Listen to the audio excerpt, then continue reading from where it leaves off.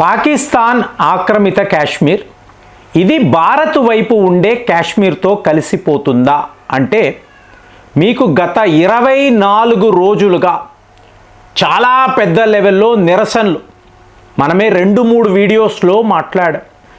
ఇప్పుడు పాకిస్తాన్ పరిస్థితి ఏమిటి అంటే ఓడిపోయే ఒక యుద్ధము చేసే తీరాలండి, లేకపోతే పీఓకేలో పరిస్థితులు ఏమిటో ఒక్కసారి మీరు గమనించవచ్చు. ఈ ఎల్ఓసి అంటాం చూసారా, లైన్ ఆఫ్ కంట్రోల్, ఇక్కడ ఉండే ఒక గేటు వద్ద మీకు మహిళలు పిల్లలు భారత్లోకి రావడానికి సిద్ధముగా ఉన్నారు. అంటే ఈద్గా మార్కెట్ అని అంటారండి. ఈ ఈద్గా మార్కెట్ అనేది ఒక సెంట్రల్ హబ్. మీకు లిటరల్గా మీరు కాశ్మీర్ వెళ్ళారు అంటే ఒక బైనాక్లోర్ పెట్టుకొని అక్కడ ఏం జరుగుతుందో క్లియర్గా గమనించవచ్చు. అంటే నా ఉద్దేశము కాశ్మీర్కి, భారత్ కాశ్మీర్కి అత్యంత సమీపంలో ఉండే ఒక మార్కెట్ ప్లేస్.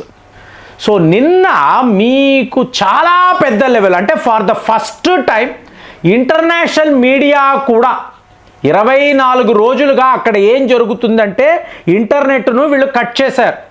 అలాగే ఫుడ్ సప్లై, మందులు ఇవి ఏమీ లేకుండా అక్కడ నివసించే ప్రజలను చిత్రహింసలకు వీళ్ళు గురి చేస్తున్నారు. కానీ ఇంటర్నేషనల్ మీడియాను చూడండి, ఎక్కడా ఎవరు ఏమీ రాయరు.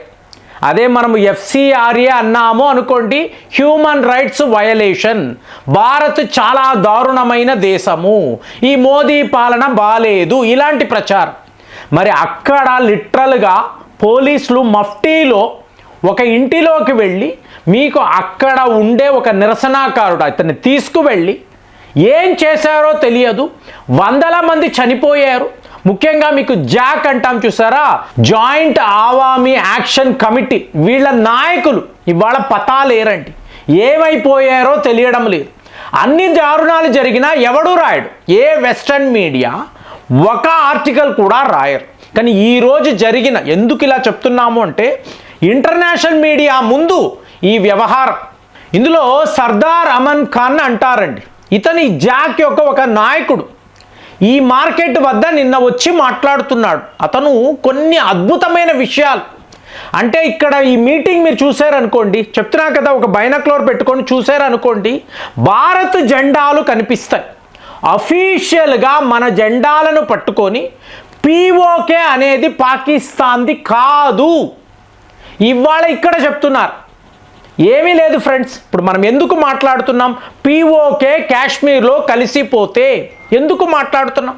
గత 3 ఏళ్ల నుంచి డిస్కషన్ ఉంది కదా, ఇవాళ ఎందుకు ఇంత పెద్ద లెవెల్లో ఇంటర్నేషనల్ మీడియా కూడా, అంటే మనం డ్రాగ్ చేశామంటే పాకిస్తాన్ వాడి యొక్క దుర్మార్గాన్ని ప్రపంచ మీడియా ముందు యునైటెడ్ నేషన్స్ దాకా కూడా తీసుకువెళ్ళడంలో అజిత్ దోవెల్ గారు చాలా విజయవంతమైన ఒక పాత్రను ఆయన పోషించారు.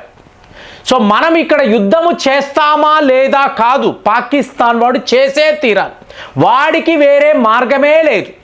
ప్రజలను డైవర్ట్ చేయడం అనండి, లేదా మా పీఓకే మీద ఇవాళ భారత్ ఇంత పెద్ద లెవెల్లో వీళ్ళు యాక్షన్ తీసుకున్నారు. ఏమిటి action? No military action. Indian army అక్కడ దాకా వెళ్ళడం లేదు, కానీ అక్కడ నివసించే ప్రజలను చూసారనుకోండి, భారత్ జెండాలు పట్టుకొని పీఓకే అనేది పాకిస్తాన్ది కాదు. సో ఇక్కడ నివసించే మేము కాశ్మీరీ వాసులం, అంటే ఏంటి, భారత్లో ఉండే కాశ్మీర్కి చెందిన వాళ్ళం, మీరు కలిపేయాలి, లేకపోతే మీకు ఒక గేట్ ఉంటుందండి. ఇప్పుడు వీళ్ళు డిసైడ్ అయిపోయి, ఎందుకు అంటే ఆహారము రావడం లేదు, ఫుడ్ సప్లై కట్ అయిపోయింది, అలాగే మందులు, ఇంటర్నెట్, ఉద్యోగాలు ఏమీ లేవండి. ఇప్పుడు ఈ పీఓకే ప్రాంతాన్ని చూసారనుకోండి, ఎన్నో నదులంటి అద్భుతమైన ప్రాంతం. సో మనము అనవసరంగా పోగొట్టుకున్నాం, ఈ బాధ ఎప్పుడు ఉండిపోతుంది, మళ్ళీ వెనక్కి తీసుకునే ప్రయత్నాలు మనం చేస్తున్నాం. ఇక్కడ చైనా వాడు ఉన్నాడు, మీకు పాకిస్తాన్ సైన్యము ఉంది. వీళ్ళు ఏం చెప్తున్నారు, ఈ పవర్ గ్రిడ్స్ ఉన్నాయి చూసారా, మేము ఎనర్జీ క్రియేట్ చేస్తాము, మీకు కరెంట్ బిల్స్లో సబ్సిడీ ఇస్తాము అని చెప్పి ఒక ప్రామిస్ చేశారు. అలాగే గోధుమ బియ్యము సబ్సిడీ రేట్స్లోనే మీకు ఇస్తాము. ఇదంతా ఏంటి, ఎప్పుడు పాకిస్తాన్ ప్రజలను ఏమార్చడం, ఇందులో చైనా వాడు కూడా, వాడు అలాంటి వాడే కదా, ఐరన్ బ్రదర్స్ కదా. సో వీళ్ళు ఇద్దరూ కలిసి పీఓకే ప్రజలను మోసం చేశారంటే, ఏమార్చారు. సో ఇవాళ ఏంటి, అణగదొక్కాలి అంటే 1971లో ఈస్ట్ పాకిస్తాన్లో ఏం జరిగిందో సరిగ్గా అదే ప్రయత్నాలే ఇవాళ పాకిస్తాన్ చేస్తుంది. ఈ దుర్మార్గుల బుద్ధి మారనే లేదు. సో ఇప్పుడు నేను మాట్లాడుతున్న ఈ గేట్, ఒకవేళ ఈ గేటును మీకు ఈ కాశ్మీర్లో అంటే పీఓకే కాశ్మీర్లో ఉండే ప్రజలు బ్రేక్ చేసుకొని భారత్లోకి వస్తే, మనము మన గేట్లను ఓపెన్ చేస్తే మీకు పీఓకేలో అంటే పాకిస్తాన్ ఆక్రమిత కాశ్మీర్ అంటూ ఏమీ ఉండదండి, మన కాశ్మీర్తో కలిసిపోతుంది. సో అప్పుడు మనం ఏం చేస్తాం, ఆహారం ఇస్తాము, మందులు ఇస్తాము, సో వాళ్ళకి షెల్టర్ ఇస్తాం, ఎందుకంటే వాళ్ళు కూడా మన ప్రజలే. మనము మన పార్లమెంట్లో వాళ్ళ కోసము సీట్స్ రిజర్వ్ చేసి పెట్టాం. ఈ పరిస్థితి వచ్చిందనుకోండి, పాకిస్తాన్ వాడికి ఆల్టర్నేటివే లేదు, వాడు చెయ్యగలిగింది ఏమీ లేదు. సో ఉత్తుత్తిగా ఒక యుద్ధము అంటాడు, ఓడిపోతాడు, మీకు అమెరికా దగ్గరికి వెళ్ళి గావు కేకలు పెడతాడు, చూసారా భారత్ ఎంత దారుణాలు చేస్తుందో అంటాడు. వాడు కూడా ఇమీడియట్గా అవును మీకు కాశ్మీర్ వద్ద ఇలా ఉంది అలా ఉందని వాళ్ళు ఆర్టికల్స్ రాస్తారు. ఇవాళ మనం ఆ పొజిషన్లో లేమండి. వాడు మాట్లాడే దాన్ని వినే సిచ్యువేషన్లో భారత్ లేదు.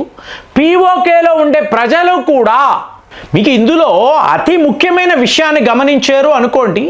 ఫస్ట్ వాళ్ళు ఏం చెప్తున్నారు అంటే, పాకిస్తాన్ మిలిటరీ ఇక్కడ ఉండకూడదు, పాకిస్తాన్ ఆర్మీ పీఓకేలో ఉండకూడదు, ఇది స్వతంత్ర కాశ్మీర్. సో మేము భారత్తో కలిసిపోతే అటానమస్ బాడీ కూడా అడగొచ్చు, కానీ స్టిల్ కాశ్మీరే. ఇక్కడ ఎటువంటి డిక్టేటర్కి ఎటువంటి రోల్ అనేది లేదు. అంటే అసీం మునీని డైరెక్ట్గా చెప్తున్నారు, నువ్వు నీ సైన్యముతో ఈ ప్రాంతాలలో తిరగకూడదు, మా మీద యాక్షన్ తీసుకుంటే మేము నీ మీద యాక్షన్ తీసుకుంటాము. సో ఇలాంటి ప్రయత్నాలు ఇక మానుకోండి.